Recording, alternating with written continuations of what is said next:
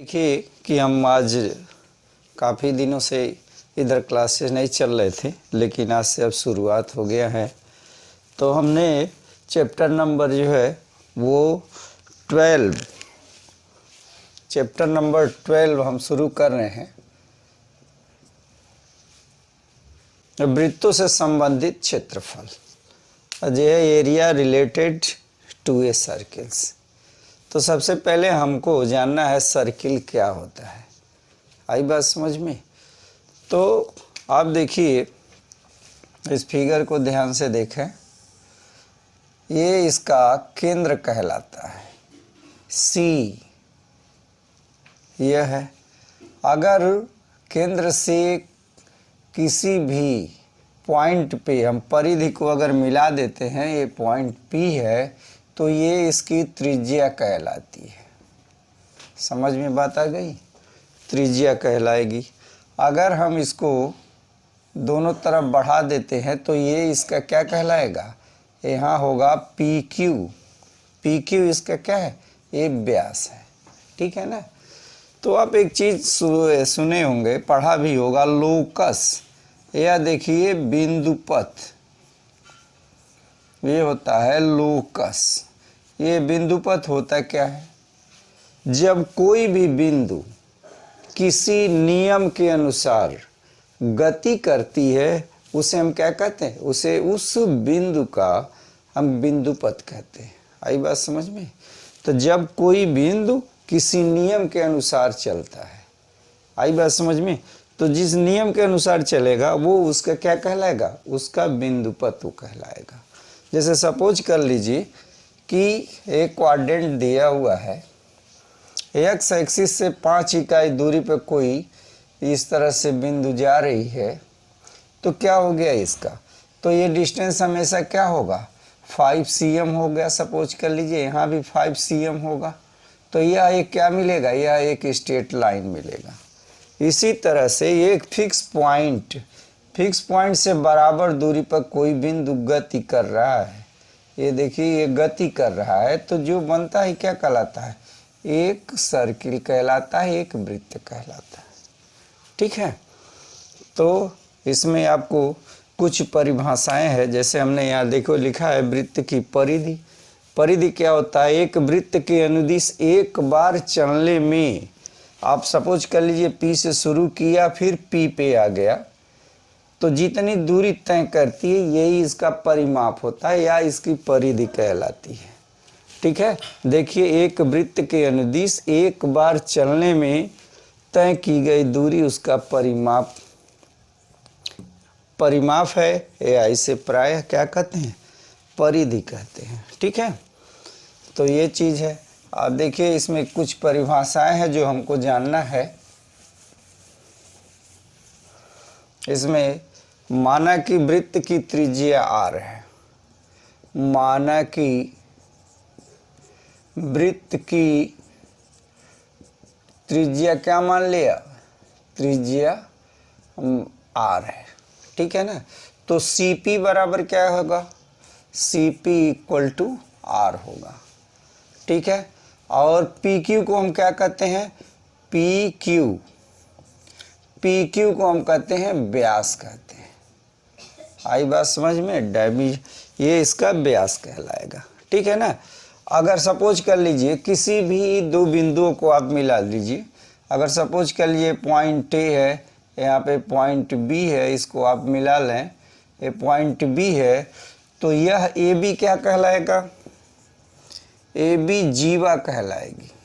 आई बात समझ में? इसको हम कहते हैं जीवा कहते हैं। ठीक है? ये हो गया। अब कोई रेखा अगर सपोज कर लीजिए इस तरह से इसको बाहर निकल जाती है, तो इस रेखा को हम कहते हैं छेदक रेखा। समझ में बात आ गई? ये कहलाएगा छेदक रेखा। ठीक? अगर कोई भी रेखा इस सर्किल को ऐसे टच करते हुए एक पॉइंट पे चली जाए, तो यह होती है स्पर्श रेखा। समझ में बात आ गई? यह देखिए, ये स्पर्श रेखा है और एक छेदक रेखा है, दोनों में अंतर है। छेदक रेखा हमेशा सर्किल को दो बिंदुओं पे काटेगा। ये देखिए, जबकि स्पर्श रेखा किसी भी सर्किल को सिर्फ एक बिंदु पे काटेगा। आई बात समझ में? तो छेदक रेखा और स्पर्श रेखा में ये अंतर है। फिर से बता दे रहा हूं, छेदक रेखा किसी भी सर्किल को दो बिंदुओं पे काटेगा और स्पर्श रेखा किसी वृत्त को एक बिंदु पर काटेगी। देखिए, एक ही बिंदु पे काटे है सर्किल को। ये स्पर्श रेखा, ये छेदक रेखा, ये त्रिज्या है, ये व्यास है, ये जीवा है। इतनी परिभाषा आपको जानना है, ठीक है ना। तब अब आगे क्या हमको देखना है? वृत्त का क्षेत्रफल, वृत्त की परिधि, ये सब फार्मूला हमको याद रखना है। ओके, तो नंबर पहला, वृत्त की परिधि, वृत्त की परिधि इक्वल टू क्या होता है? 2 पाई आर होगा, ठीक है। दूसरा फार्मूला हमको क्या याद रखना है? वृत्त का क्षेत्रफल, वृत्त का क्षेत्रफल equal to pi R square होगा। वृत्त का क्षेत्रफल क्या होगा? पाई आर स्क्वायर होगा। वृत्त की परिधि क्या होगी? 2 पाई आर होगी। ये हमको याद रखना है, ठीक है। तो जो रिलेशन होता है वो परिधि अपान व्यास इक्वल टू क्या होता है? देखिए, परिधि अपॉन व्यास इक्वल टू क्या होगा? पाई होगा, ठीक है। तो यहाँ से हम निकाल सकते हैं व्यास क्या होता है। ये त्रिज्या क्या हमने माना है? त्रिज्या माना है। अगर आर मान लेते हैं, ये तो आर हो गया, C P equal to R, तो ये भी आर हो गया। तो ये व्यास क्या होगा? पी क्यू बराबर 2r होगा, ठीक है ना। तो यहाँ देखिए, परिधि बराबर, परिधि इक्वल टू पाई इंटू व्यास, पाई इंटू व्यास। और व्यास क्या होता है? व्यास होता है पाई इंटू 2r, तो 2 पाई आर, ठीक है। तो ये परिधि है। देखिए, यहाँ पे हमने परिधि लिखा है, तो हमको याद रखना है वृत्त की परिधि 2 पाई आर, जहाँ आर क्या है? वृत्त की त्रिज्या है। और वृत्त का क्षेत्रफल इक्वल टू क्या होगा? पाई आर स्क्वायर, पाई गुणे आर क्षेत्रफल, ये त्रिज्या है, तो क्या होगा? पाई गुणे त्रिज्या का स्क्वायर, पाई गुणे त्रिज्या का स्क्वायर हो गया, ठीक है। तो ये चीज़ है, आपको वृत्त की परिधि चाहिए, वृत्त का क्षेत्रफल चाहिए। इसी पर आधारित आपका एक्सरसाइज है, एक्सरसाइज 12.1, ठीक है ना। तो देखिए, हम एक्सरसाइज शुरू करते हैं। नंबर एक्सरसाइज 12.1 का फर्स्ट क्वेश्चन है, लिखा है दो वृत्तों की त्रिज्याएं 19 cm और 9 cm है, 19 cm और 9 cm है। तो वृत्त की त्रिज्या ज्ञात कीजिए। वृत्त की त्रिज्या ज्ञात कीजिए जिसकी परिधि इन दोनों वृत्तों की परिधियों के योग के बराबर है, ठीक है। अब इसका आपको हम बता रहे सॉल्व कैसे करेंगे। ये देखिए, दो वृत्तों की त्रिज्याएं दी है, तो माना कि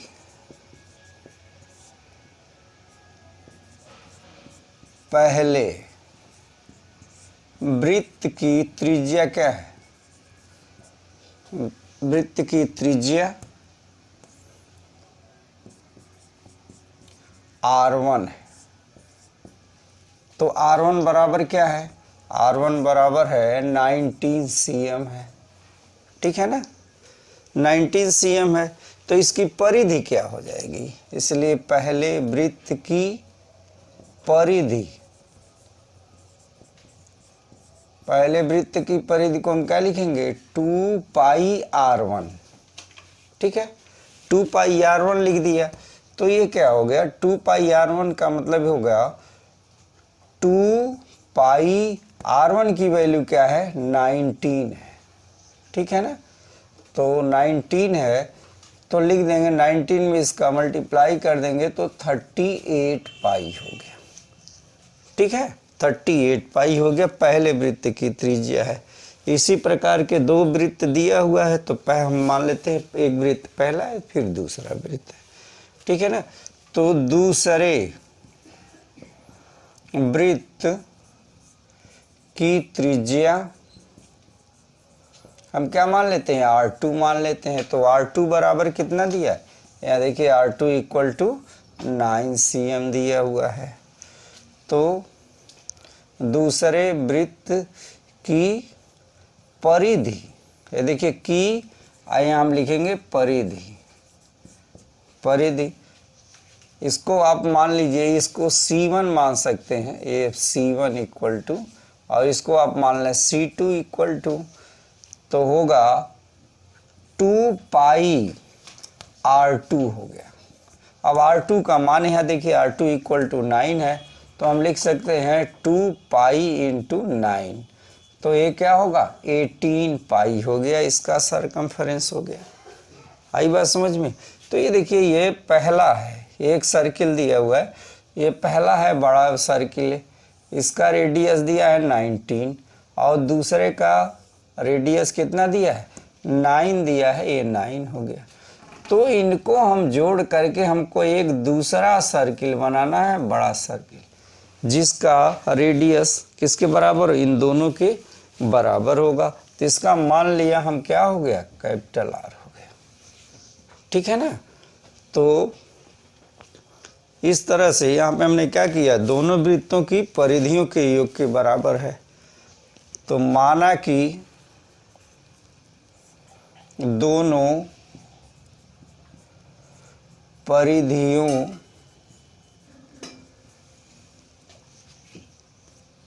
का लिए से माना क्या लिखें, माना लिखने की कोई ज़रूरत नहीं है, हम लिख सकते हैं कि जो नया वृत्त है उसका त्रिज्या क्या है, कैपिटल R है। ओके, तो लिखेंगे परिधियों का योग, परिधि का योग equal to C1 plus C2 बराबर कितना होगा, C1 plus C2 38 pi plus 18 पाई, इसको जोड़ेंगे तो हो गया 56 पाई। ठीक है ना। तो नए वृत्त का हमको निकालना है क्या, जो दोनों के योग के बराबर है। तो नए वृत्त का त्रिज्या हमको ज्ञात करना है। अतः नए वृत्त की त्रिज्या, ये त्रिज्या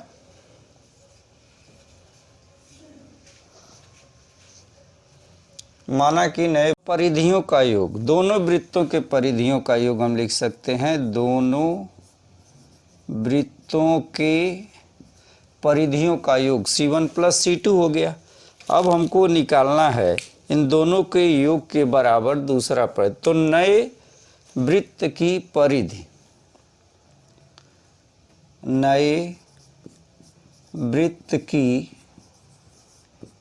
परिधि इक्वल टू, आप मान सकते हैं नए वृत्त की परिधि इक्वल टू, देखिए इसका रेडियस हमने R मान लिया है, तो क्या होगा 2 पाई R हो गया। अब 2 पाई R किसके बराबर होगा, ये 56 पाई के बराबर होगा। ठीक है ना। तो हम इसका स्मॉल r नहीं लिखा है, इसका हम कैपिटल R ले लेते हैं, इसकी परिधि हो गया। तब देखिए प्रश्नानुसार हम लिखेंगे क्या कि प्रश्नानुसार ये 2 पाई R इक्वल टू, दोनों वृत्तों का, ये दोनों वृत्तों के परिधि का योग, तो कितना होगा 56 पाई हो गया। ठीक है ना। तो 56 पाई को हम लिख सकते हैं 2 पाई और 28 हो गया, 2 पाई R है। देखिए 2 पाई R 2 पाई कैंसिल हो गया, तो R बराबर क्या हो गया, R बराबर हो गया 28 cm हो गया। देखिए तो नए वृत्त की जो त्रिज्या होगी वो क्या होगी 28। अतः लिख देंगे अतः नए वृत्त की त्रिज्या इक्वल टू 28 cm हो गया। ठीक है ना। देखिए क्वेश्चन बहुत आसान है।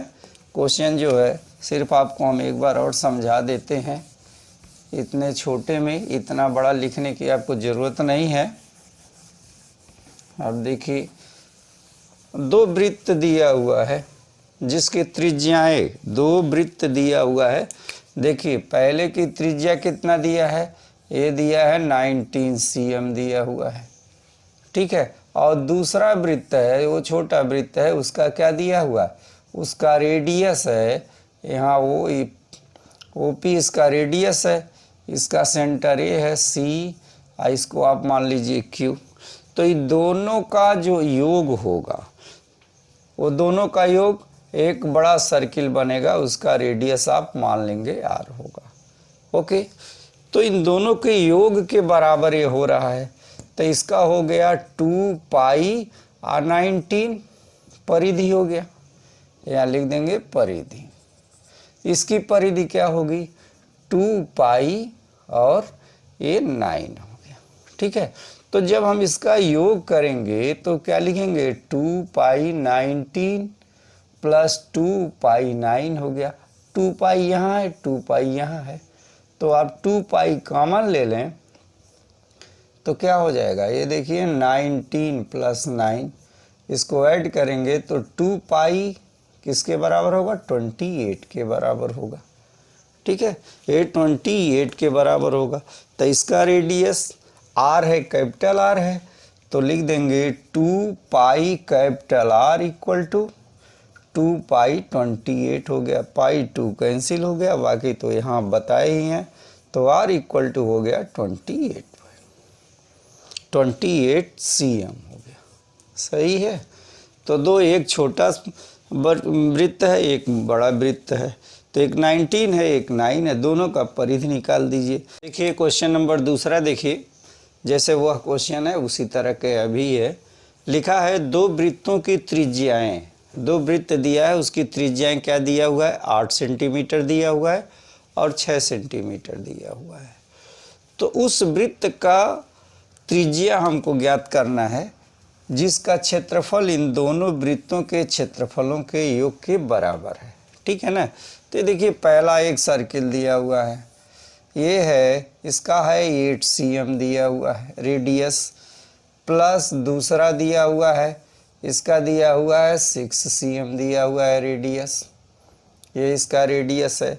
तो इन दोनों को अगर हम योग करें तो ये बड़ा एक सर्किल मिलता है। ठीक है। तो इसका हम रेडियस मान सकते हैं, आर मान सकते हैं, यही हमको आर फाइंड करना है। ठीक है। तो इसका क्षेत्रफल क्या होगा, वृत्त का क्षेत्रफल क्या लिखते हैं पाई आर स्क्वायर लिखते हैं। तो यहाँ क्या हो गया पाई 8 का स्क्वायर करेंगे तो कितना लिखेंगे 64 पाई। इसका एरिया हो गया, एरिया इक्वल टू इसका एरिया कितना हो गया, एरिया इक्वल टू इसका हो गया पाई और ये हो गया आर स्क्वायर। आर की वैल्यू क्या है 6 का स्क्वायर कर लेंगे तो 36 पाई हो गया। ठीक है। तो इसका एरिया ए सपोज कर लीजिए A1 है, ये A2 है, तो हम जोड़ दें A1 plus A2 equal to कितना होगा 64 पाई प्लस 36 पाई, तो कितना हो गया, ए हो गया 100 पाई हो गया। ठीक है ना। अब देखिए हमने इसका क्षेत्रफल को क्या माना है, इसका क्षेत्रफल क्या, रेडियस क्या है कैपिटल आर है, तो हो गया क्या pi capital R square equal to 100, ए पाई से पाई कट गया, R square equal to 100 implies that R equal to कितना हो गया 10 cm हो गया। देखिए आर की वैल्यू निकल गई। बस इतना ही छोटा सा क्वेश्चन, आप ऐसे भी कर सकते हैं। आई बात समझ में। अगर ऐसे नहीं करना है तो देखिए हम कैसे करते हैं इसको। ठीक है, बात समझ में आ गया ना। तो पहला वृत्त है 8 सेंटीमीटर उसका रेडियस है, दूसरे का रेडियस 6 सेंटीमीटर है। तो हमने इसका एरिया दोनों का निकाल दिया। अब मान लिया कि जो ये नया सर्किल बनता है उसका रेडियस क्या है, कैपिटल आर है, तो इसका क्षेत्रफल क्या होगा, इसका क्षेत्रफल पाई आर स्क्वायर होगा। तो यहाँ पे हम कैपिटल आर स्क्वायर होगा, पाई से पाई कट दिया, आर का मान निकल गया। ठीक, अब देखिए या इस तरह से लिख लें, सबसे छोटा है, ये समझ में भी आएगा, और नहीं तो आप ऐसे लिख लीजिए। ठीक है, देखिए दिया है, क्या दिया है, पहले वृत्त की त्रिज्या, पहले वृत्त की त्रिज्या मान लिया R1 है, R1 इक्वल टू 8 cm है। ठीक है, 8 cm है। इसका क्षेत्रफल क्या हो जाएगा, पहले वृत्त का की या का लिख लीजिए, पहले वृत्त का क्षेत्रफल A1 equal to pi R square equal to pi into 64 हो गया, 8 का वर्ग करेंगे तो 64 पाई हो गया।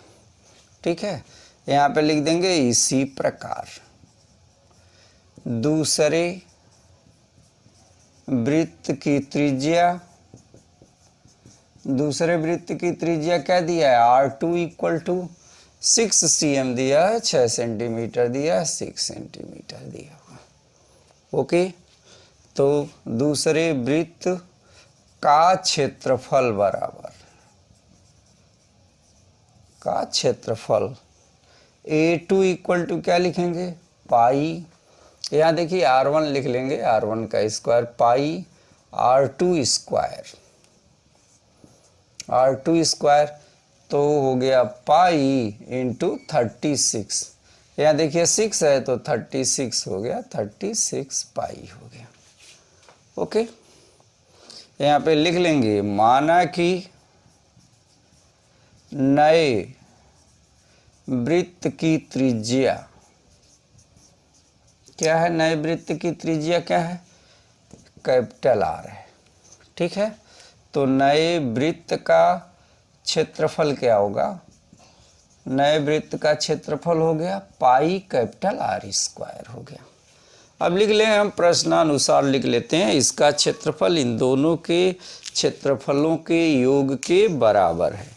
आप एक शब्द लिख देंगे प्रश्नानुसार, सब सही हो जाएगा। तो लिख लें प्रश्नानुसार, प्रश्नानुसार pi R square equal to हो गया 64 pi plus 36 pi equal to 100 pi हो गया। ठीक है, पाई से पाई को आप काट दीजिए, आर स्क्वायर इक्वल टू 100, तो implies that R equal to 10 cm। ठीक है ना, अतः नए वृत्त की त्रिज्या क्या होगी, अतः नए वृत्त की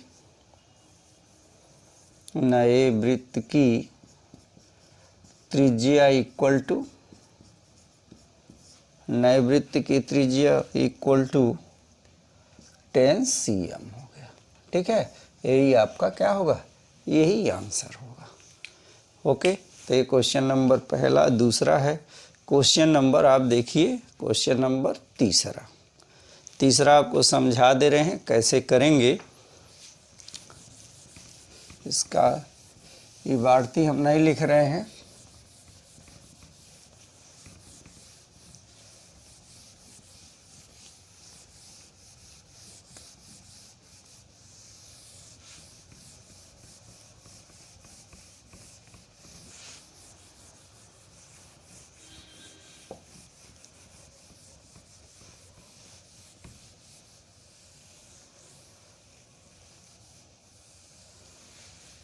हाँ, इसको जानने के पहले आपको एक फार्मूला बता दें, वलय या रिंग का क्षेत्रफल,